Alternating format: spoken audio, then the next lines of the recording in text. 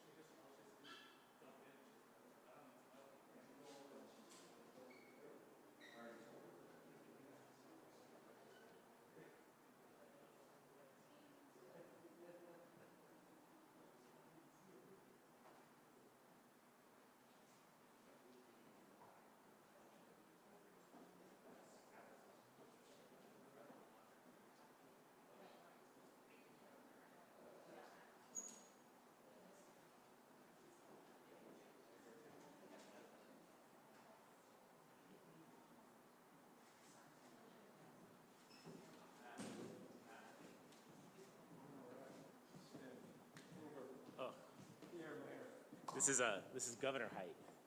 Need a little more mayor height, everybody. Yeah, we got this. All right, good morning, everyone. Mayor Todd Gloria, City of San Diego, welcome to City Heights. It is always a great day when we can welcome our governor to San Diego. And Governor, thank you so much for being here again. And many of us in San Diego felt like we didn't always hear from the governor, and yet this governor is here time and again, and each time always bringing, I think, news that we want to hear. Last time we were down at the Petco Park Super Vaccination Center. Today we are at a pop-up site here in City Heights in the 92105 zip code, one of our hardest hit zip codes in the city of San Diego, one of the higher rates of infection for COVID-19. And what we have today is a pop-up site managed by the city of San Diego, our fire department, our firefighters, our EMTs, our lifeguards, doing incredible work, making sure we're bringing doses into this neighborhood that needs to bring down the infection so that we can reopen our economy and reopen our schools. This would not be possible without the partnership of the state of California under Governor Newsom's leadership, the county of San Diego under the leadership of our chairman, Nathan Fletcher, and all the elected officials that you see behind me today. And I want to call them out. We have, as I mentioned, our governor, our chairman, Assembly Member Lorena Gonzalez, Congressman Juan Vargas, Senator Ben Hueso, and Councilmember Sean Elo Rivera.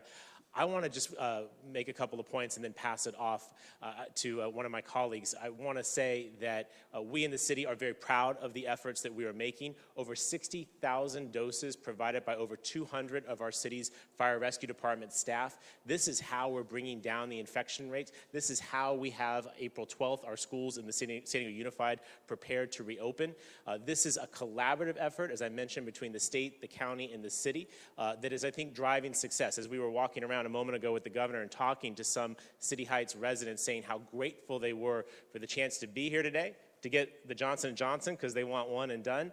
I was struck by the number of people I spoke to who were the last person in their family. This is maybe an adult male with a mother at home or the mother of a child who's intellectually disabled, all of whom saying that they are the last in their family to get vaccinated.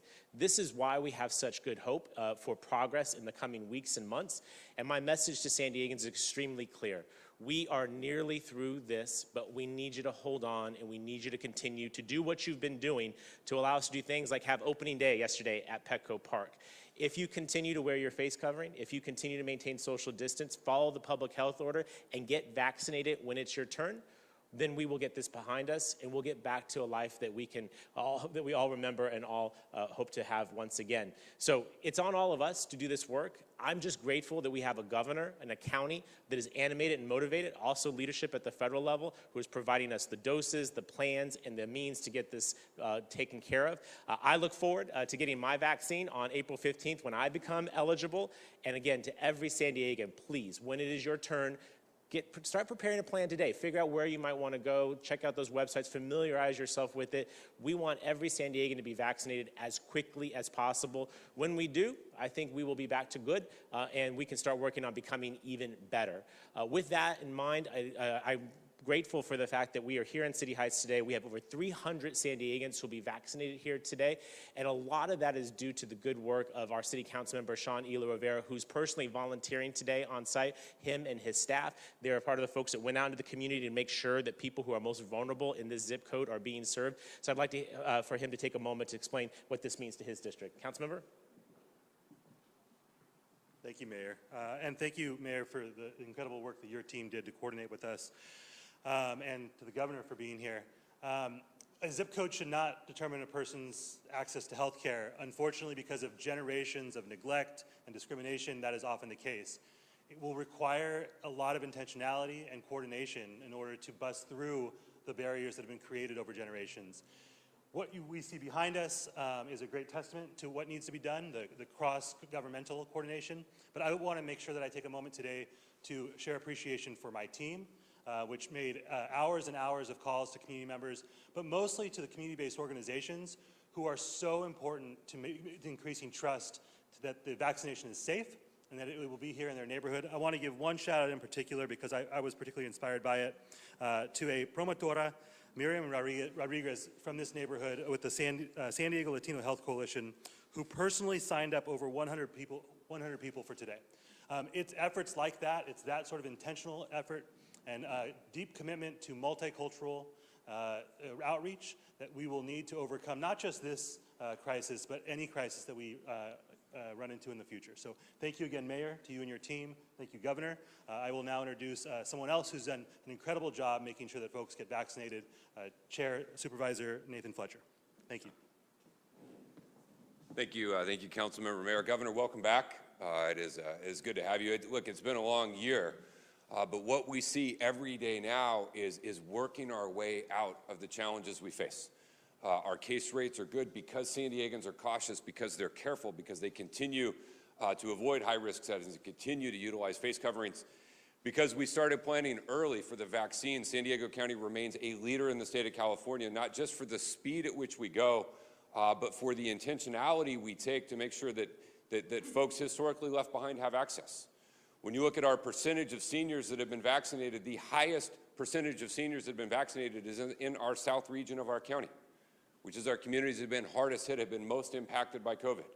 The highest numbers of HPI indexes. And that is because of efforts like this, where you have your city, your county, your community, your state. You have everyone working together to try and administer these. And whether it's sites like this that are being administered and getting folks in by CBOs, whether it's walk-up sites where you got to prove you live in the neighborhood, if it's our homebound seniors program where we have firefighters going into homes to take care of those most vulnerable, all of these efforts are designed to come together to help San Diegans recover and recover equitably. And so we are encouraged about the direction we're going, and we're encouraged about the progress that's being made. And I want to say a special thank you to all of our fire personnel and lifeguards who are here. You know, it was last fall when we came to the realization, hey, we're going to get all these vaccines, and it takes medical staff to administer the vaccines. And at that point in particular, we didn't have any available medical staff.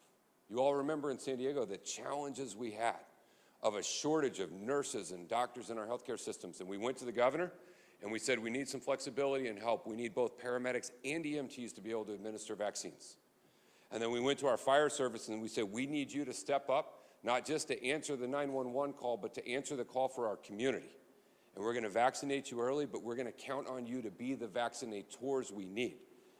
And that program and the intentional effort we did that with Operation Collaboration, all of our fire services, is what has allowed us to move so much faster than so many other counties, to go into the fields, to vaccinate farm workers, to go to senior housing complexes, to go to our skilled nursing and long-term care facilities fast and quick. And so we're incredibly grateful to all of you and our fire service for stepping up in this moment and need to help us.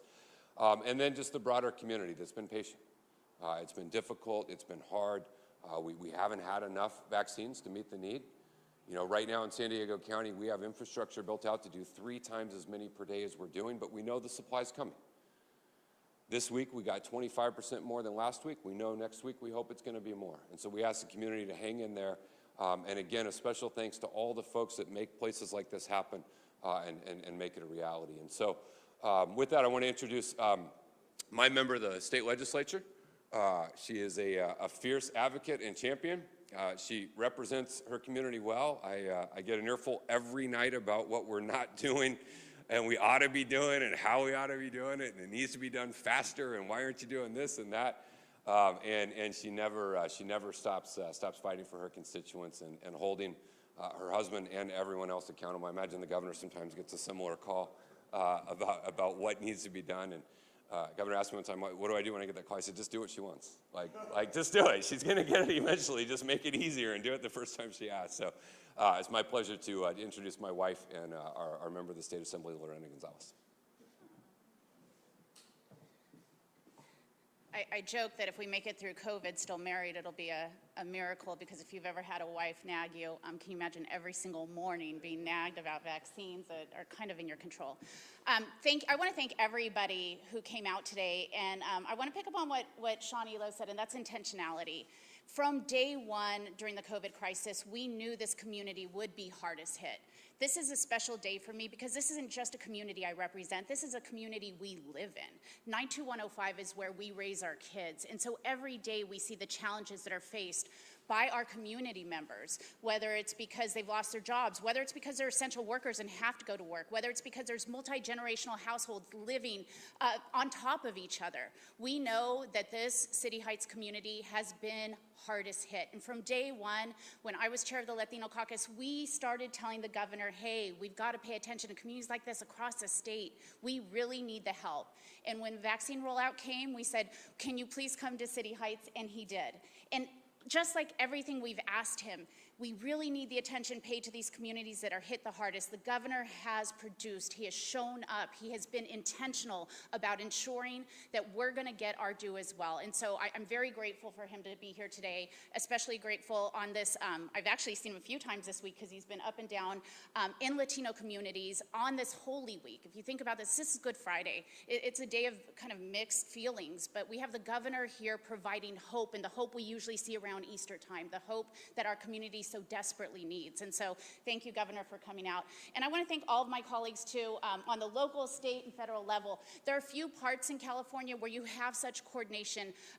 These are people we work with every single day, and we work to ensure that our communities are being addressed. And so although as my husband will say, I often complain because it's never going to be enough until everybody's safe, till everybody has a good job, till everybody has food on the table, till everybody has a house to live in. I'm not going to be satisfied, but in the meantime, we're doing really good work here, and it's because of that coordination. And last but not least, the firefighters, especially, I have to give a special shout out to the Chula Vista firefighters because, of course, my district extends down there, and the great work we've done together.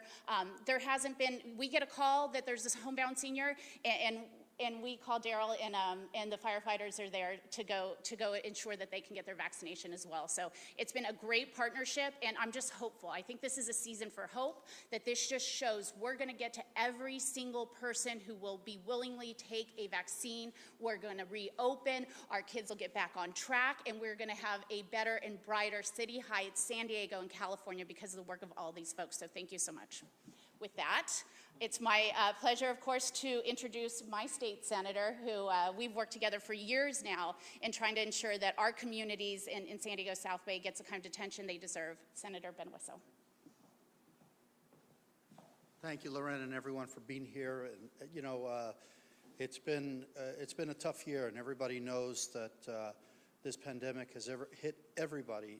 All walks of life have been impacted, and of course, we're here in a very important community. This is one of the most diverse communities in San Diego County, and California is famous for its diversity. And one of the reasons we often cite for that California is such a prosperous state is because of our diversity, our ability to contribute to innovation, and but also when we have an urgent situation like the one we're facing, it's harder to coordinate among diverse communities.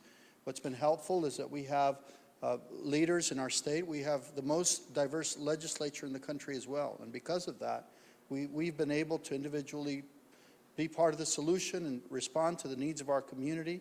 We know our community. We're from here, and we are this community. So all the legislators behind me have been effective in coordinating, especially with our governor, who has been accessible to the community, has been accessible to the legislature.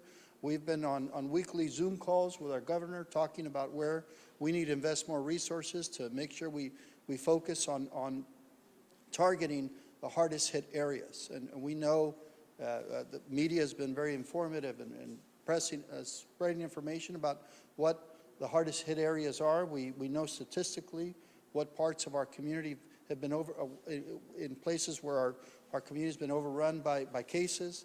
My district, the 40th Senate District, is a border district, so it's southern San Diego and Imperial County, and in particular, these areas have been hard hit. And early on in the pandemic, the governor's office was very responsive in providing additional people, resources, moving people into other areas to receive care. And the whole point of this is to save lives.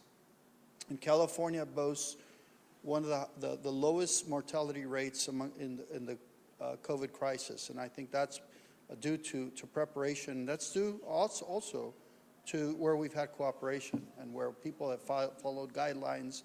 So we want to also encourage people to continue to follow the guidelines, sign up for your vaccine. The eligibility for my vaccine opened up yesterday, so my vaccine is scheduled for next week. In April 15th, we'll see a new age cohort, 16 and above, will be eligible, so we encourage people to start planning to take their vaccine. My mother is 91 years old. She has Alzheimer's. And when the opportunity for her opened up to get her vaccine, we were very nervous because she is very advanced in her Alzheimer's. And we were concerned that the vaccine might have negative impacts that she might not be able to communicate to us. And we decided to give her the vaccine because we thought that it would be better for not only her, but our family and the community as a whole. And luckily, she responded very well. She is through, she just got her second shot 2 weeks ago, and she's doing very well. And we just want to encourage people to be part of the solution, to win this battle over the vaccine. We need everybody's participation to take this vaccine. The rate at which the vaccine has been applied has been unprecedented. It's been a huge success, and largely that has been coming from resources at the federal level. For that, we have our president and our Congress and to thank. And today, I'd like to introduce our congressman, my congressman, and my friend Juan Vargas, who's been part of that solution and that strategy to bring those resources locally that's been so effective in vaccinating Californians. Juan Vargas. Thank you, brother. Appreciate it. Well, thank you very much. It really is an honor to be here today. I'm going to have the great honor of introducing the governor in a moment. I do want to thank, again, the city and the mayor in particular, the county, and the state. We've all worked together. I do have a national perspective. I was able to get $10 billion into the $1.9 trillion package to speed these vaccinations along underneath the Defense Production Act. And it's been interesting because I've heard from some of my colleagues in other states how difficult it has been to work with the governors there because some of them don't even believe so much in science. But the reality is here, it's been just the opposite. Our governor has worked very, very hard with the federal government, the state government, obviously at the local level here, to make sure that people get vaccinated. You got to get vaccinated.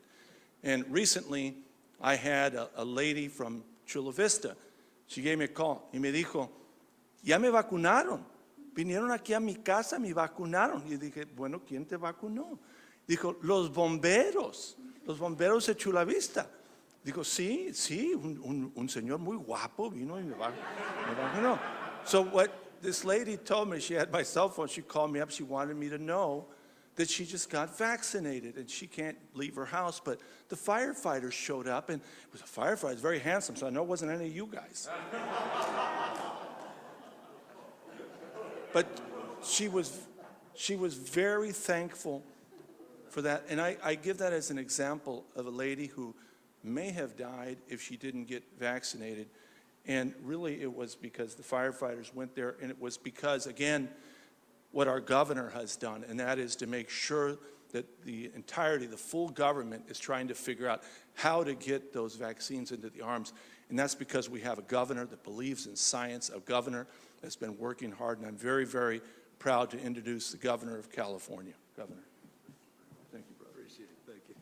Thank you. Thank you, Congressman. And look, at the end of the day, the national vision for vaccine distribution administration is realized at the local level. So I want to just applaud all the extraordinary local elected officials that are here today, local elected, as well as represented employees, leaders in their own right for their extraordinary job to continue to set the pace, the tone and tenor of expectation for the state of California. I said that a number of months ago, Mr. Mayor. In fact, it was a number of weeks ago, not even a number of months ago at Petco Park. This county, this city, is leading the way in the state of California in terms of doses administered, in terms of meeting not just the broad platitudes, or rather broad strokes on the issue of equity, but actually manifesting them by doing the hard work of getting into communities like this, working with trusted messengers, working with community-based organizations, partnering with folks in language to do the work of making sure that we are actually delivering on our promotion, on our promises on equity. As a consequence, this state is the only state in the country that has committed 40% of all of its first doses to be set aside under an equity framework. This state has moved a blueprint, and a blueprint that is allowed to move forward on the basis not just of top-line performance, 18.5 million vaccines that have been administered, but on the more important metric, and that is the number of vaccines that have been delivered under this equity framework. 3.6 million, almost 3.7 million on their way to 4 million next week, which will allow cities and counties like San Diego to move more quickly through these tiers, ultimately getting to a green tier, which we'll be talking a lot more about next week. So I want to applaud the mayor. I want to applaud the supervisor. I want to applaud the extraordinary work that's done and continues to be done by our Assembly and our Senate, to Congressman for his incredible advocacy. I mean, the reality at the end of the day is we couldn't do the work we're doing without the incredible leadership of Congress, Speaker Pelosi. Obviously, incredible work that our president has done and provided in terms of support. Look, we see a bright light, not just a light. We see a bright light at the end of this tunnel. We are now moving through these tiers. We had 13 counties this week move to less restrictive tiers. We're seeing businesses reopen. Over 9,000 of our 11,000 schools have either reopened for in-person instruction or have announced a date to reopen for in-person instruction. We have committed over $2.5 billion because of the senator's good work, because of the assemblywoman's good work, $2.5 billion in grants, not loans, to small businesses. 77% of the loans that went out in our first round have gone to women-owned businesses, businesses in underserved communities, and businesses that are represented by African American and Latino business leaders. We are committed to the cause. That's our North Star of advancing equity. And why? Just as the senator said, we're a majority minority state. What makes this state great is that we don't tolerate that diversity, we celebrate that diversity. It's a point of deep pride, and it's a point of principle, because that value and those values are at risk and at peril. So much of the rhetoric and the consternation, the stress and the division that's marked this nation in the last 4 years, and we'll push back against that in every way, shape, or form, including in our vaccine distributions. I want to thank Daryl. I want to thank Jesse. I want to thank Brian Rice and Abstentia, the incredible work that our firefighters have done in this crisis. But I'm also mindful of the looming challenges ahead as we now enter again into fire season, if we've even left it in the last few months. We are mindful. Yesterday, a snowpack survey in the state just showed 59% of average on the April 1st snowpack. We are not in a drought formally, but we are experiencing drought conditions quite substantively. 77% of the west coast of the United States is in what is referred to a mega drought. And so we are mindful as we now move in to peak fire season that we have to do more and we have to do better to prepare vegetation management, forest management, pre-positioning assets, reinforcing the workforce. And I'm very pleased because, again, of the leadership, the Senator and the Assemblywoman, that we were able to do an emergency appropriation of over $80 million to hire another 1,400 firefighters. We just announced that this week. We have in front of the legislature a proposal for $1 billion to address vegetation and forest management, to get these new C-130s, to get the new Black Hawk helicopters out and operational, to pre-position assets, to get wildfire cameras, infrared technology to bear. We have now invested more money in the last few years than in any time in our history in preparing for wildfire season, but we recognize, just as the case with this pandemic and all of the pre-existing conditions that permeate this state and our nation, that good enough never is. And so I want to just highlight that, because I want to highlight the men and women in uniform that are here doing the hard work every single day, seeing things that we see, seen and unseen.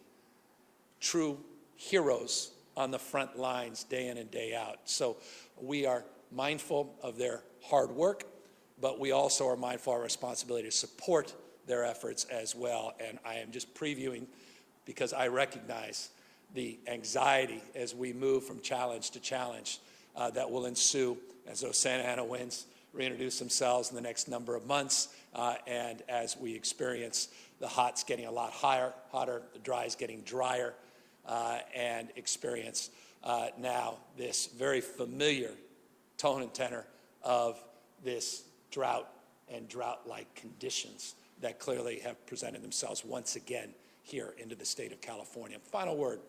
You know, it's remarkable. It was just a few months ago that I was up in Los Angeles, and we administered the first dose of vaccine to Helen Cardoza. We talk about the number of 18.5 million people that have received their dose, including me yesterday, literally 24 hours ago, almost to the second, where I received the J&J shot because finally I'm eligible 18 million doses later, because I'm 50 plus years old. And I want to encourage, as the mayor was encouraging all of you, as others have encouraged you, if you are 50 or over, please go, take the time, prepare to get a vaccine. We're not going to get to herd immunity. We're not going to get back that semblance of normalcy unless we get more people vaccinated, unless we prepare over the course of the next number of weeks to get to that place we all are looking forward to. We need everybody that is eligible, that's willing to participate. So everybody 50 and over, please get that vaccine in 2 weeks. Absolutely right. April 15th, everybody 16 and over. Why? Because we have more manufactured supply. Why? How? Because we are now receiving more support from the federal government, J&J, 572,700 shots coming in next week.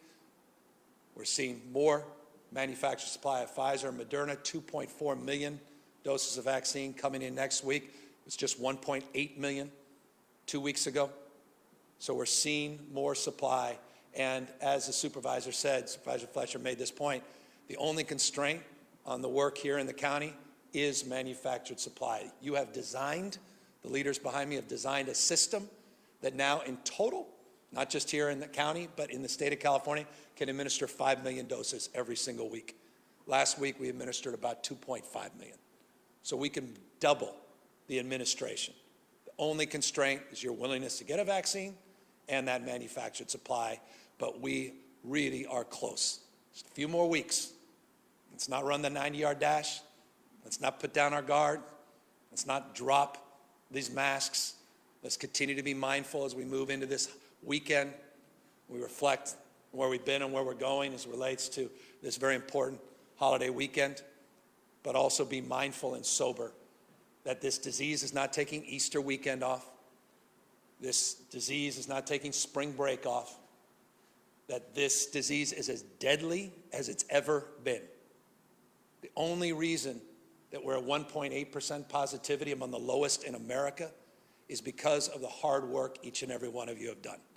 And so I'll close on that. Thank you to the people of San Diego, this county, City Heights. Thank you to the people of the state of California for your extraordinary work. Because the congressman said, and others have said a moment ago, it's been a tough year. And we're very mindful of that, and we're very sober about that. Thousands and thousands of people have lost their lives, and they won't be with their loved ones this weekend. And we're mindful of that also in the context, and this is the full loop, of the equity and the disparities, and the lack of equity, and those magnified disparities that we are stubbornly trying to address, and it's the why we're here today. Mindful, but also prideful on the resolve and the commitment and our faith and devotion to the cause of truly delivering on our promise. And so thank you to each and every person behind me, City Council member included, and notably for their extraordinary commitment and their demonstrable example of delivering on those promises. So with that, of course, we're here to answer any questions. Governor, as the vaccine opens up to more and more people in a couple of weeks to younger, healthier people, is there a concern at state, regional, and local level that the younger, healthier people may not buy into this societal need to get vaccinated? And if so, how do you go on addressing that? Well, I think the congressman probably is better positioned to answer that than anybody because of his specific advocacy, which he highlighted, which is to go after the issue of hesitancy, resistance, and to highlight efforts all across this country, not just here in the county, in the region, in the state, to address those concerns. We've been blessed, and we will be the beneficiary of hundreds of millions of dollars that will come specifically in the state of California to do outreach, to address that concern head on, and to do so not top down, but bottom up, meaning this. Folks like us, we're not going to convince members of the community, young or healthy, or people that are resistant, of the benefits and the efficacy and the safety of these vaccines. The folks that just got vaccinated are the folks that can do that. It's the community-based organizations, those true trusted messengers in the neighborhoods, organizations that have been there day in and day out on a myriad of different issues. Those are the folks that we need to contract with, support, to do the outreach, to knock on the doors, address those concerns head on. And that's an opportunity we have, and we are blessed as beneficiaries of the congressman's advocacy and work. And Congressman, perhaps you can talk just even more specifically about some of that work. Sure. Thank you very much, Governor. Yeah, one of the things that you mentioned was the issue of people actually taking the vaccine. We have had, across the country, problems with that. Obviously, if you take a look, though, at most of the people who have decided not to take it, it's actually not the youth because they haven't had the opportunity. It's actually been conservative Republicans. We're trying to get to them to say, please change your mind. Now, California has been pretty good, not pretty good, it's been actually excellent because they have targeted everybody. There's been states where that's not been the case, and again, as people start to travel, we have some national issues here going on. I'm very thankful for Sarah Palin, who came out yesterday and said, you know, wear the mask, get vaccinated. You know, if we could get more people to say that on the Republican side, just frankly, it would be a very good thing. But truth of the matter is, I think that most kids want to get vaccinated now. And again, it is because their parents are getting vaccinated. They see that it works. We're having a little more problem with the ideology of it, and that's why I think science should kick in here. That's why we're thankful in California. We have a governor that believes in science. We are very thankful that they're targeting the population in a way that makes sense. But again, ideology shouldn't get in the way of science here. It's science that shows that these vaccines are going to work, and we're going to spend money trying to convince people that. We put money in that $1.9 trillion package to do exactly that. And we hope it works. But again, it's up to you two to get out there and to convince people, not just us. We're going to do everything we can. But again, it shouldn't be an ideological thing. It should be a scientific thing. And that's why we're thankful in California that we are approaching it from a scientific perspective. And just without belaboring the point, we have our own Western States Scientific Review Committee. We don't just take the word others. We recognize the emergency use authorization that comes from the federal government, but we have a Western States, not just a California-specific advisory committee. On March 2nd, they reviewed, just as an example, the efficacy and safety of the J&J vaccine, unanimously supporting and aligning their support with the federal government. And so these vaccines are safe. I took the vaccine 24 hours ago. Honestly, slept like a baby, feel great, no impacts whatsoever. And I can't, honestly, I was trying to figure out, was it my left arm or my right arm? I can't even feel where the vaccine was administered. So that's my experience. Not everybody's experience is the same, but it's just a personal expression of the safety and efficacy of the J&J vaccine in particular. Governor, Yeah, please. Governor, you chose Los Angeles or the area for your shot yesterday. You're here in San Diego today at a vaccination site. Rightly or wrongly, whatever the general accomplishments of your administration, the headline in the LA Times today says governor's political survival, meaning the recall, could hinge on how Californians view the rollout effort. Is that a fair assessment, sir? I'm really proud of the fact that we have administered more doses of vaccine than all but 6 nations. I'm proud of the fact that we've administered more doses of vaccine by the factor of 6.6 million more than any other state in America. I'm very proud that we're the only state in the country that's providing 40% of all of our first doses and providing them with priority to our diverse communities. So I'm very, very pleased with the incredible work that's been done at the local level. It's been done all throughout the state of California, and in many respects, we are a leader in this space. But if I may follow up, the idea that everything hinges on the rollout of the vaccination, despite the other accomplishments of the administration, is that fair to put that on you? Look, at the end of the day, buck proverbially stops with the governor on every issue. Housing, homelessness, education, I mean, whatever it is. At the end of the day, that's just the nature of the job. And I respect that, and I'm mindful of that, and I'm humbled by that. It's a challenging state. It's also a remarkable state. The state's running $25 billion operating surplus, has its highest reserves in history. Just beat the Bloomberg Index, the top innovation state in America again. More venture capital by a factor of 2 than all those other competitive states combined. This state's a remarkable state. More engineers, researchers, more scientists, more Nobel laureates. I don't need to tell you that down here in Sandia Labs and Lawrence Livermore Labs, what you have down here at Scripps in particular, incredible work, translation that's coming out of our UCs. So it's a special place. And I don't think this state's going to come back. It's going to come roaring back. By the way, those aren't my words. That's UCLA. So there's one state poised for a massive comeback. That's the state of California. So we're leading on the vaccines. We're reopening our businesses. Our schools are reopening. There's a sense of optimism about this state. And we're ready to tackle these vexing and difficult issues, including homelessness. Mark my words, the first time in decades this state actually has a homeless strategy and a homeless policy, a housing strategy, a housing policy. And we're ready to tackle those things head on. And I'm looking forward to getting us back on our feet and this state back on the map internationally as its well-deserved reputation. Governor Newsom, you've been talking about health equity in these different communities. This is an immigrant community. The South Bay was also hard hit, also an immigrant community. Yesterday, the poll found that 66% of Californians support extending Medi-Cal to undocumented immigrants. We know that the 65 plus was jettisoned from the budget last year. With the surplus that you were talking about, with the new financial picture for California, is that something you'd be revisiting in this budget season? Yeah, well, I put it in last year's budget, so you know where my values are, you know where my advocacy has been. I also was a mayor of a city where we've become the first in the United States to provide universal health care regardless of ability to pay, pre-existing condition, and immigration status. Fully implemented that years and years ago. So that's what I've been advocating for some time. And so I'm looking forward to working with the legislature on the May revise. We're in a completely different place because of our budget surplus and the support coming from the federal government, but I'm also mindful a lot of that is one time. And so we have to be mindful as we prioritize and set aside those investments, how we do that. And I'm looking forward to working with the senator and the assembly member to balance all of our needs. And that certainly is one of our top of mind considerations.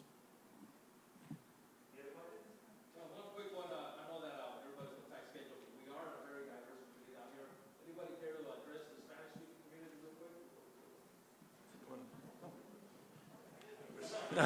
Sí, como no, con mucho gusto.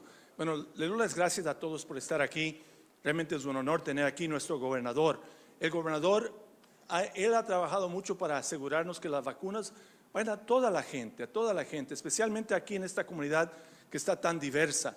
Hay muchos latinos aquí, también personas de todo el mundo, y entonces hemos dicho que todos tienen que vacunarse.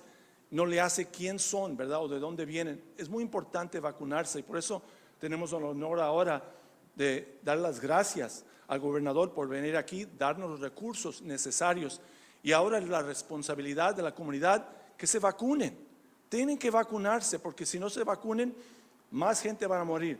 Quiero dar las gracias también aquí a los bomberos, porque ellos están trabajando bastante con nosotros en esta comunidad para que la gente se vacune. Por eso, de nuevo, le doy las gracias a todos los que están aquí, al condado, a la ciudad de San Diego, a todos, porque es muy importante que ahora nosotros nos vacunemos, porque lo más pronto posible que lo hacemos, lo más pronto posible vamos a abrir la economía, las escuelas y todo, porque California está preparado de nuevo para surgir adelante.